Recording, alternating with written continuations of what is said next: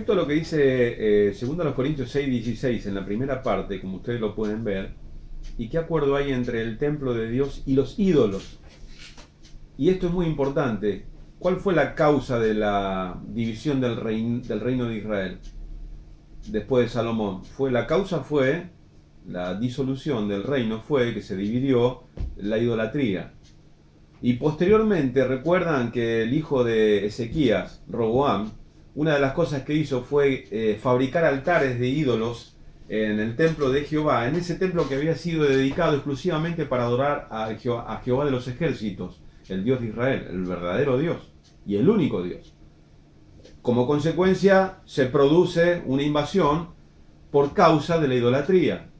El templo fue prácticamente destruido, fue incendiado, una y otra vez. Luego viene el templo de Zorobabel. Y ustedes recuerdan la historia una vez más, una y otra vez. Los problemas se siguen suscitando. Y el Señor no admite que se comparta su gloria con ningún otro Dios, porque solo Él es Dios. Ahora, ¿qué sucede? Corintio acá nos enseña el apóstol Pablo, y muy bien la reflexión que hace el apóstol Pablo, con referencia en la comparación del templo, de aquellos templos y nuestro templo que es nuestra vida. La iglesia no es el edificio donde nos congregamos para bendecir el nombre de Dios. La iglesia somos usted y yo, vos y yo. Somos la iglesia. Él habita en tu vida y en la mía. Él no necesita un templo como se lo dijo a David para que algo lo contenga.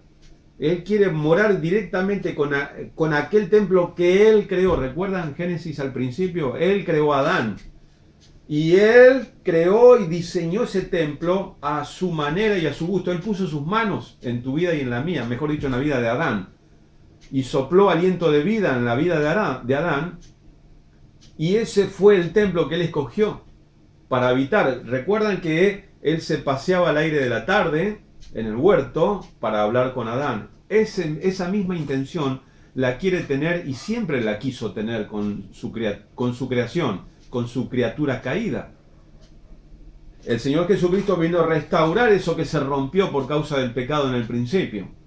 Y lo primero que el Señor Jesucristo logró es la comunicación, que se restablezca la comunicación. Cuando el Señor muere, dice que el templo del velo que dividía el lugar santo del lugar santísimo se rasgó por la mitad y quedó el libre acceso al lugar santísimo. Eso lo hizo el Señor Jesucristo a través de su sacrificio. Por eso el escritor de Hebreo dice que es a través de su carne.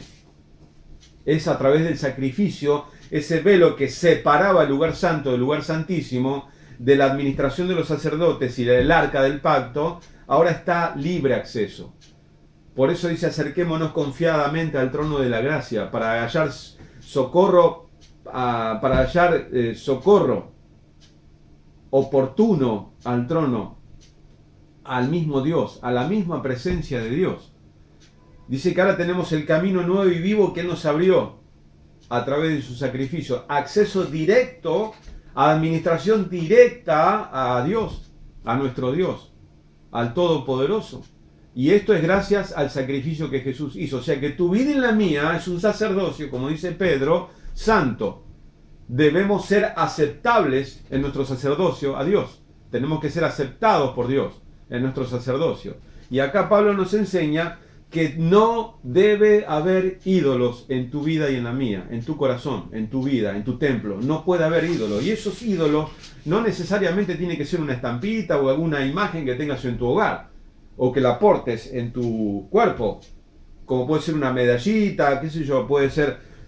Ese es un ejemplo, una medallita con el nombre de tu esposa, una medallita con el nombre de tus hijos. Eso es idolatría. Pero no solamente eso se puede ver, es exterior. O como algunos se tatúan. De hecho, ya el tatuaje no tiene nada que ver con la vida de los cristianos. Eso está rechazado en el Antiguo Testamento y en el Nuevo Testamento también. Ahora bien, eso es interesante también tener en cuenta que eso es lo que se puede ver. Pero lo que no se ve, recuerdan que el tabernáculo permanecía oculto, el servicio sacerdotal permanecía en el tabernáculo oculto a los ojos del pueblo, a los ojos naturales. Ahora bien, pero dentro también puede darse la idolatría. En tu vida y en la mía, no necesariamente puede ser exterior. Se puede exteriorizar, sino puede ser interna. ¿Qué hay en el centro y en el trono de tu corazón y en el mío? si en el trono de tu corazón no está el Señor Jesucristo sentado gobernando y hay otra cosa, esa otra cosa es un ídolo y no puede estar en ese lugar. Por eso el Pablo nos advierte en la segunda carta a los Corintios 6 y versículo 16, ¿y qué acuerdo hay entre el templo de Dios y los ídolos? Porque ustedes son el templo del Dios viviente, como Él dijo, habitaré y andaré entre ellos, y seré su Dios, y ellos serán mi pueblo. ¿Se dan cuenta? Tu vida y la mía, la iglesia, es un templo, es el verdadero templo de Dios. Continuamos leyendo. El Señor Jesucristo hizo una alusión directa a su cuerpo para ejemplificar cuál es la voluntad de Dios y el lugar de su morada o residencia. Juan, capítulo 2 y versículo 18. Lo leemos. Y los judíos respondieron y le dijeron, ¿qué señal nos muestras y qué haces esto? Ya que haces esto, perdón, leí mal. ¿Qué señal nos muestras ya que haces esto? Respondió Jesús y le dijo, destruid este templo y en 3 días lo levantaré. Dijeron luego los judíos, en 46 años fue edificado este templo, y tú en 3 días lo levantarás. Mas él hablaba del templo de su cuerpo. Por tanto, cuando resucitó de entre los muertos, sus discípulos se acordaron que había dicho esto y creyeron la escritura y la palabra que Jesús había dicho. Fíjense, los discípulos creyeron después que él resucitó. Esto que había mencionado en una confrontación con los judíos. En ese momento los discípulos no lo entendieron después. Qué interesante, ¿verdad? Podemos leer, seguimos leyendo un poquitito más. Con esto debemos entender que el único templo que el Dios Todopoderoso acepta como morada de su Espíritu es por consiguiente la iglesia, el cuerpo de Cristo. Y eso es lo que nos enseña la carta a los Efesios que Pablo nos menciona, tanto en la carta a los Efesios como en la carta a los Colosenses. ¿Recuerdan? Que la iglesia es el cuerpo de Cristo y Él es la cabeza de ese cuerpo, que es la iglesia. La iglesia, todos los que somos el cuerpo de la iglesia, somos todos aquellos que constituimos el cuerpo de Cristo. Y el Señor Jesucristo mismo dijo que Él es el templo. O sea, tu vida y la mía, porque nosotros somos parte del cuerpo de Cristo, que somos la iglesia, el cual es de Dios. ¿Se entiende? O sea que en Cristo somos el templo. Continuamos un poquitito más. No existirá más templo a la forma de los templos que fueron construidos a través de la historia. Y esto es importante. La iglesia es el verdadero templo de Dios, dice el título del punto número 8. No existirá más templo a la forma de los que fueron construidos a través de la historia. No existe más. Dios no quiere más templos construidos. De ninguna clase. Solo prevalece lo que hoy es el templo verdadero, el templo viviente, del Dios viviente. Y de la misma manera y propósito que en el que Dios creó a Adán en el principio, de la misma manera lo ha hecho en la iglesia. Así como la sostiene, la edifica, la ha construido y la ha constituido, lo hizo con el solo propósito de habitar en ella. Hechos capítulo número 17 y verso 27. 24, 25, 26, 27 y vamos a leer un poquito más. Hechos 17, 24 dice: el Dios que hizo el mundo y todas las cosas que en él hay, siendo Señor del cielo y de la tierra, no habita en templos hechos por manos humanas, ni es honrado por manos de hombres como si necesitase de algo, pues Él es quien da a todos vida y aliento y todas las cosas. Y de una sangre ha hecho todo el linaje de los hombres, para que habiten sobre toda la faz de la tierra, y les ha prefijado el orden de los tiempos y los límites de su habitación. 27 y 28. Hechos 17. Para que busquen a Dios, si en alguna manera palpando puedan hallarle, aunque ciertamente no están lejos de cada uno de nosotros, porque en Él vivimos y nos movemos y somos, como alguno de vuestros propios poetas también ha dicho, porque linaje suyo somos. ¿Se da cuenta qué es lo que el texto está diciéndonos acá acerca del templo? Tu vida y la mía son el único templo que Dios aprueba. Y no se te escape eso de la memoria y no se te vaya. Recordá siempre esto. Dios El único templo que Él quiere es tu vida y la mía, porque Él habita y quiere habitar en tu vida y en la mía. Ese es el único templo, el que construyó desde el principio, con Adán. Seguimos adelante leyendo. Dado que la iglesia es el verdadero y único templo, entonces fíjense en la perspectiva, estamos en el punto número 9. Punto número 9. La perspectiva profética del templo. ¿Cuál es la perspectiva profética del templo? Dado entonces que la iglesia es el verdadero y único templo que Dios ha admitido, el cual Dios acepta como su habitación para morar, es lógico entonces pensar en una nueva perspectiva en el análisis de la profecía bíblica, y esto es importantísimo. Si el Señor ha establecido que el templo es la iglesia, hogar de los redimidos, el cuerpo de Cristo, morada del Espíritu Santo, y así debemos entenderlo, entonces esto sienta un precedente. ¿Se da cuenta hacia dónde voy? ¿O hacia dónde tenemos que empezar a ver ahora? Continuamos, estamos en el punto número 9, la perspectiva profética del templo. Sin duda, esto nos lleva a una nueva comprensión respecto de los acontecimientos del tiempo del fin, tales como la gran tribulación, la apostasía, el anticristo, la bestia, el falso profeta, el milenio, la segunda venida de Cristo y el siglo venidero. Lo debemos ver desde la perspectiva de la iglesia como el único y último templo del Dios viviente. Repito esto que dije al final. Sin duda, esto nos lleva a una nueva comprensión respecto de los acontecimientos del tiempo del fin, tales como la gran tribulación, la apostasía, el anticristo, la bestia, el falso profeta, el milenio, la segunda venida de Cristo y el siglo venidero. Lo debemos ver desde la perspectiva ahora de la iglesia como el único y último templo del Dios viviente. ¿Qué nos le enseña primera carta a Timoteo 3:15? ¿Lo leemos?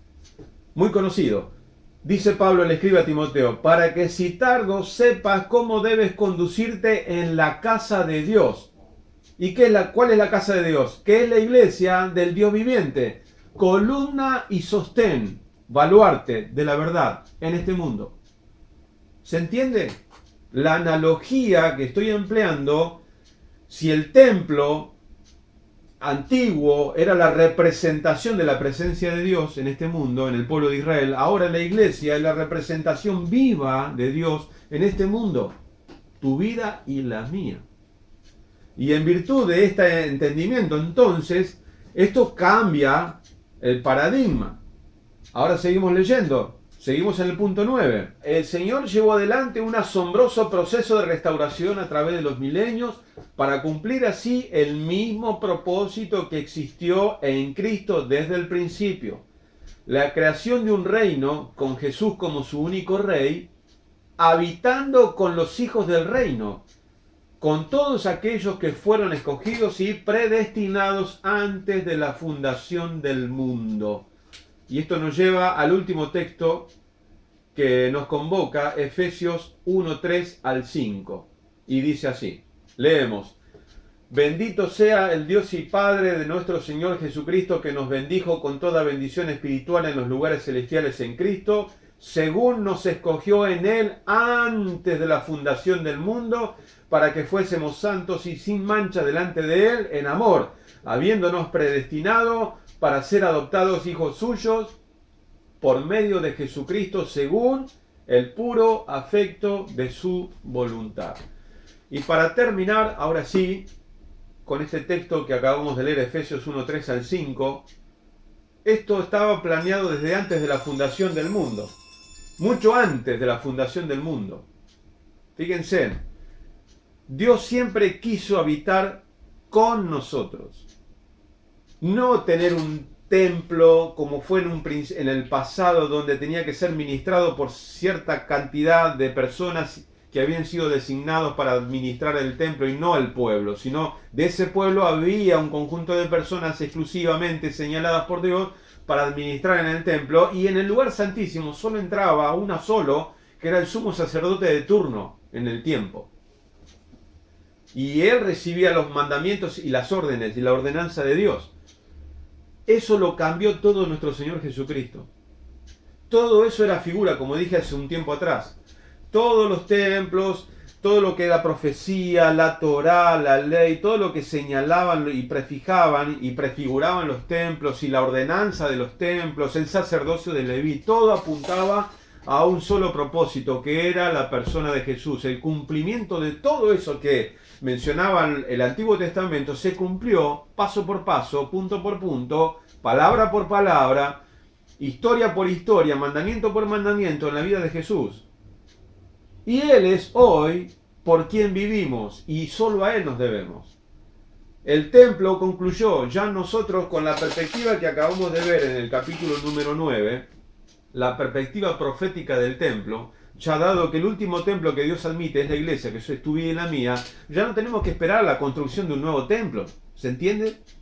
El Señor no lo va a permitir. Y si ello llegara a suceder, será destruido inmediatamente. Porque ¿qué quiere decir si el pueblo israelí, como hoy pretende, llevar adelante la construcción de un templo más? Eso es lo que se está dando a entender. Le están diciendo abiertamente a Dios una rebelión. ¿Por qué? Porque ellos están dando a entender con la construcción de un templo más de que lo que el Señor vino a hacer a este mundo, el Señor Jesucristo vino a hacer, a ellos no les importa. Es un desprecio, es una declaración de desprecio hacia la vida de su único Hijo, nuestro Señor Jesucristo, nuestro Salvador. Es una abierta rebelión a los planes eternos de Dios. Y evidentemente el Señor no va a aceptar nunca una cosa así. Todo concluyó, como dice el escritor de Hebreo, en lo que era figura en la persona de Jesús. Todo eso era figura. Lo único que Dios acepta hoy y admite es la vida de su Hijo Jesucristo. Y, en segundo lugar, su iglesia, que somos el depositario de su presencia, tu vida y la mía, en la que el Espíritu Santo habita. Espero que este breve estudio haya sido de bendición para tu vida.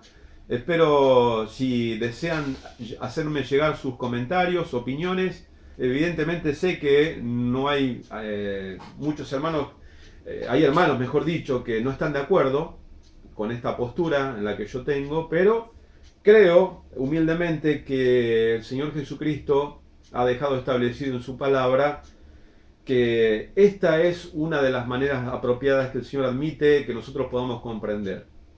Todo lo ha hecho el Señor Jesucristo.